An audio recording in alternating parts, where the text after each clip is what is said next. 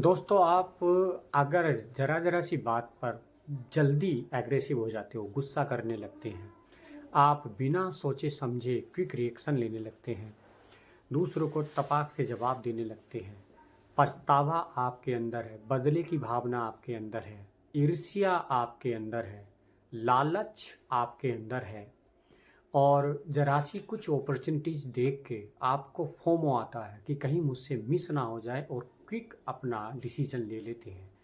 तो दोस्तों ट्रेडिंग अभी आपके लिए नहीं है, क्योंकि ये जो इमोशंस हैं, ये ही इमोशंस आपको ट्रेडिंग में लॉस कराते हैं। जैसे अगर हम बात करते हैं फोमो की, तो ज़रा-सी एक रेड कैंडल या ग्रीन कैंडल आपको दिखेगी, तो आप वहाँ पर सेल या बाय करने लगोगे। और अगर ग्रीड आपके अंदर है, तो ग्रीड में क्या हो रहा है कि आप कभी भी अपना एसएल नहीं लोगे। एसएल आपका चार्ट कह रहा है कि आपका एसएल हो गया है, लेकिन आपका जो ग्रीड है वो कहेगा कि रुका रहे, ये वापस आएगा। या ग्रीड में ऐसा भी होगा कि एक अच्छी खासी प्रॉफिटेबल ट्रेड है, आपको ये लगेगा कि रुका रहे, यह भी और ऊपर जाएगा। और जब आपके अंदर बदले की भावना है, तो क्या होगा कि आप ओवर ट्रेडिंग करने लगेंगे। मान लिया 1 या 2 ट्रेड में आपको लॉस हुआ, तो आप क्या कहेंगे कि चलो अब मैं इसे बताता हूँ मार्केट को कि इसने मुझे लॉस कैसे दिया। देख, अब मैं तुझसे प्रॉफिट लेके ही रहूँगा।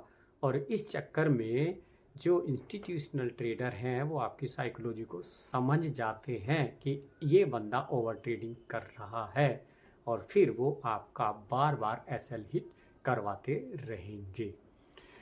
अगर आपके अंदर ईर्ष्या है, तो दूसरे ट्रेडर्स जो सफल ट्रेडर हैं उनको देखकर आप मोटिवेशन में क्विक रिएक्शन करेंगे, एक्शन लेंगे, रैंडम ट्रेड करने लगेंगे। रिग्रेट में भी ऐसा होगा कि मान लिया आपका एंट्री और एग्जिट डिसाइड था, आपकी ट्रेड वो प्रॉफिटेबल हो गई और आपने अच्छा खासा प्रॉफिट भी कमा लिया, लेकिन मार्केट आपके टारगेट से ऊपर चला गया, तो अब आपको क्या होगा? पछतावा होगा, भाई यार रुका रहे। तो फिर आप दोबारा से एंट्री लेंगे और वो आपकी प्रॉफिटेबल ट्रेड उससे ज़्यादा लॉस देकर चली जाएगी। ऐसे ही आप पछताते रहेंगे कि यार मुझे लॉस क्यों हो गया, 500 का लॉस क्यों हो गया, नहीं होना चाहिए था। सारे दिन आप यही सोचते रहेंगे, तो आपकी साइकोलॉजी खराब हो जाएगी। तो अगर ये स्थितियां हैं, तो अभी आप ट्रेडिंग मत कीजिए, पहले इन पर आप काम कीजिए। अगर आपको ये लगता है कि हाँ मेरे अंदर ये प्रॉब्लम है, ग्रीड है, फियर है, रिग्रेट है, ईर्ष्या है, जल्दबाजी है, एग्रेसिव रिएक्शन होता है, बदले की भावना है, तो आप मेडिटेशन के थ्रू इन्हें दूर कर सकते हैं। शांत बैठिए और देखिए कि मेरे माइंड में कौन कौन से इमोशंस हैं, और फील कीजिए कि ये आपके माइंड से निकल रहे हैं। योग कीजिए, थोड़ा सा मेडिटेशन प्रैक्टिस कीजिए।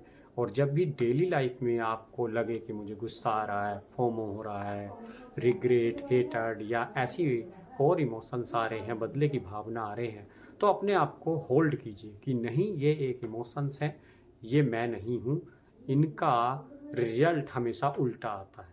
तो जब आप धीरे धीरे अपनी लाइफ में इन इमोशंस को कंट्रोल करने लगेंगे, तो आपको देखना डेली लाइफ में भी आपके जो रिलेशंस हैं वो ठीक होने लगेंगे, आपके अंदर पीस आने लगेगी, स्टेबिलिटी आने लगेगी, और आपको चीज़ें डेली लाइफ में भी क्लियर दिखाई देने लगेगी कि कहाँ पर एक्शन लेना है, कहाँ पर गुस्सा करना है, कहाँ पर क्या चीज़ें करनी है, कहाँ पर क्या निर्णय लेना है।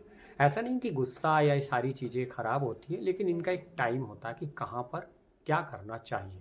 जब आपको ये डेली लाइफ में धीरे धीरे समझ में आने लगेगा, तब आपको ट्रेडिंग में भी चार्ट पर ठीक ठीक चीज़ें समझ में आने लगेगी कि भाई देखो यहाँ इंस्टीट्यूशनल क्या एक्शन ले रहे हैं, यहाँ पर एंटर करना है या यहाँ पर होल्ड करना है, यहाँ पर वेट करना है, और सारी चीज़ें आपकी मतलब स्ट्रेटेजी परफेक्ट होने लगेगी, एंट्री और एग्जिट बिल्कुल बढ़िया होने लगेंगे और आप प्रॉफिटेबल होने लगेंगे।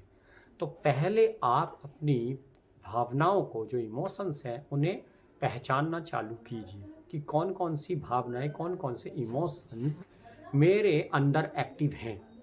फिर उन्हें धीरे धीरे पहले डेली लाइफ में कंट्रोल कीजिए।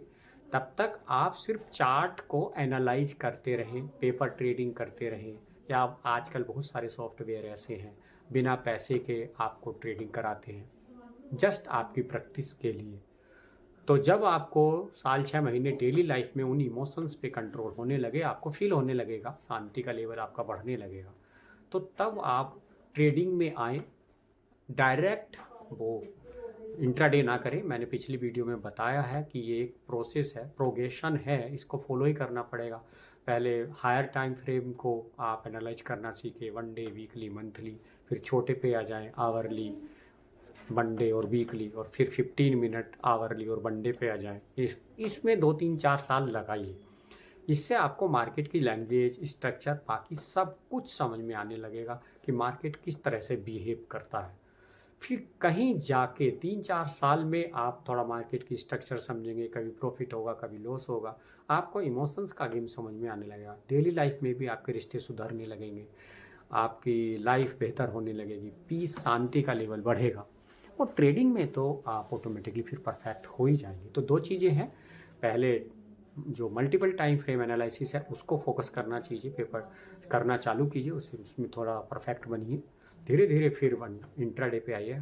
हाँ, अल्टीमेटली गोल हमारा इंट्राडे ट्रेडिंग ही है, क्योंकि इंट्राडे ट्रेडिंग से ही पैसा बनता है। ऐसा पैसा उससे भी बन सकता है इन्वेस्टमेंट से, लेकिन उसके लिए आपको बहुत बड़ा अमाउंट चाहिए। लेकिन अगर आपने 3 से 4 साल अपने इमोशंस को डेली लाइफ में कंट्रोल करके ट्रेडिंग में आए, और फिर मल्टीपल टाइम फ्रेम एनालिसिस को आपने समझ लिया, तो डेफिनेटली आप 3 से 4-5 साल के अंदर अंदर एक बहुत बड़े प्रॉफिटेबल ट्रेडर बन जाएंगे, और आपकी लाइफ पूरी तरह से बदल जाएगी।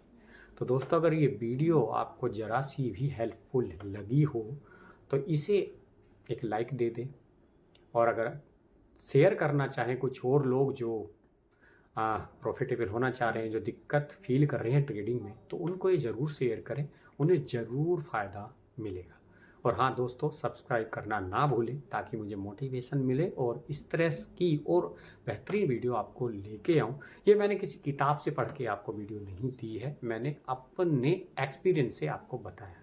तो उम्मीद करता हूँ आपके जीवन में कुछ ना कुछ वैल्यू ज़रूर ऐड हुई होगी। वीडियो को देखने के लिए आपका बहुत बहुत धन्यवाद।